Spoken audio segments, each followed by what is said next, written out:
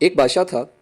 وہ دن بھر ملک کے انتظامی کاموں میں اتنا مصروف رہتا تھا کہ اسے آرام کرنے کے لیے بھی بہت ہی کم فرصت ملتی تھی۔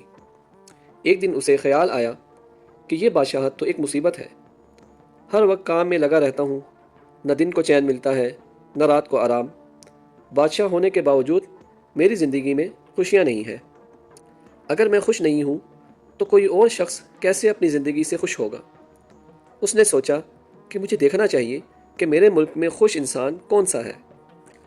یہ سوچ کر رات کے وقت اس نے بھیس بدلا اور خوش رہنے والے آدمی کی تلاش میں محل سے روانہ ہو گیا۔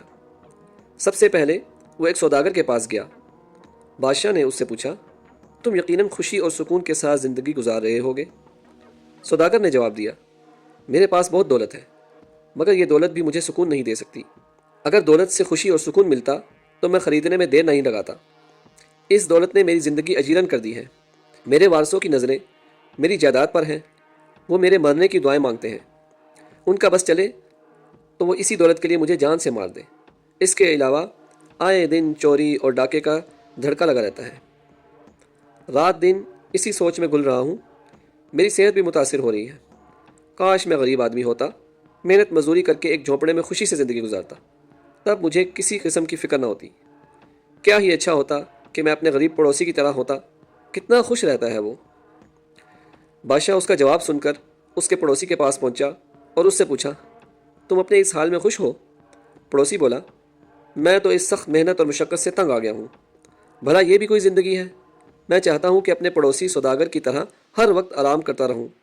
اصل زندگی تو یہی ہے۔ ان دونوں کے جواب سن کر بادشاہ کو تسلی نہ ہوئی تو وہ اپنی حکومت کے ایک بڑے افسر سے ملا۔ اسے چند روز پہلے ایک بڑے عہدے پر ترقی دی گئی تھی۔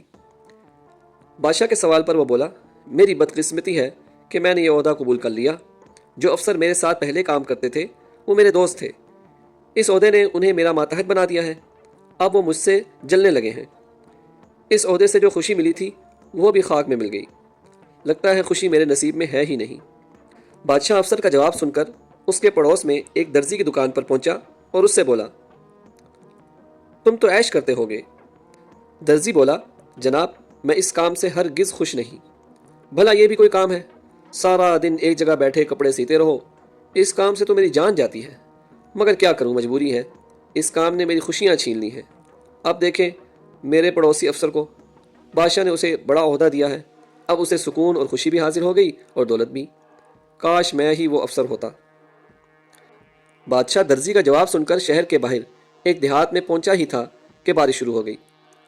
بادشاہ نے ایک جھونپڑے کا دروازہ کھٹکھٹایا تو اندر سے ایک بزرگ باہر آئے اور بادشاہ سے بولے، اندر آ جاؤ۔ جھونپڑے کی چھت کئی جگہوں سے ٹپک رہی تھی، جہاں سے بارش کا پانی ٹپک رہا تھا۔ وہاں بزرگ نے ٹین کے خالی ڈبے نیچے رکھ دیے تھے، پانی ان ڈبوں میں گر رہا تھا۔ معلوم ہوتا ہے تمہاری مالی حالت اچھی نہیں ہے، بادشاہ نے بزرگ سے پوچھا۔ بزرگ بولے، ایسی کوئی بات نہیں ہے، میں بہت خوش ہوں، اللہ تعالیٰ کا شکر ہے کہ اس نے مجھے ہر چیز دی ہے۔ دیکھ لو، یہ میرا صاف ستھرا گھر ہے، میرے پاس 2 بیل، 1 بکری، 5 بطخیں اور کچھ مرغیاں ہیں۔ ان سے میں دودھ، انڈے اور گوشت حاصل کرتا ہوں، ان کو میں بیچتا ہوں۔ بیل کنواں اور ہل چلانے کے کام آتے ہیں، یہ میری تنہائی کے ساتھی ہیں۔ یہاں گھاس بہت ہے، ایک تالاب بھی ہے، میرے پاس کچھ زمین بھی ہے جس میں میں گندم اور کپاس اگاتا ہوں۔ میرے گھر کے پچھواڑے میں میرا ایک خوبصورت اور چھوٹا باغ بھی ہے، اس میں آم، کھجور، کیلے اور مالٹے وغیرہ کے درخت ہیں۔ کنویں سے پانی نکال کر کھیتوں اور باغ کو دیتا ہوں، باقی وقت میں جانور چراتا ہوں، پھر فرصت میں اللہ اللہ کرتا ہوں۔ میں بہت خوشی اور سکون سے زندگی گزار رہا ہوں۔ بادشاہ نے سوچا کہ خوشیوں کے ساتھ اگر تھوڑی تکلیف بھی ہو تو انسان کو برداشت کر لینی چاہیے۔ بغیر تکلیف اور دکھ کے راحت نصیب نہیں ہوتی۔ میں جس شخص کی تلاش میں تھا وہ مجھے مل گیا ہے۔ بارش تھم چکی تھی، بادشاہ اپنے محل میں واپس آ گیا اور ایک بار پھر تندہی سے کام کرنے لگا۔